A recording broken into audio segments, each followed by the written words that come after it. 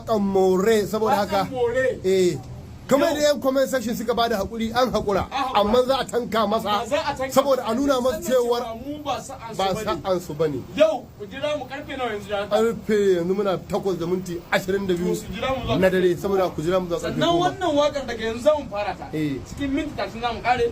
malam DMB zai fara gyara ta saboda haka zai fara kidanta sannan kuma zamu sake wakar ta a matsayin bravo kenan a matsayin yawa saboda haka masoya ku jira mu ko ku ta dankali ku zamu fitar da ku kunya yawa insha Allah zamu fitar da masoya kunya wakan more baitin sarkin waka zamu zuge mu sa namu sai mu ga da mu da shi wane ne ya fi iya waka a cikin kananan mintuna shi ba awa uku ke kasa a cikin minti uku ma zamu ga more da an bani na rara na zo ni da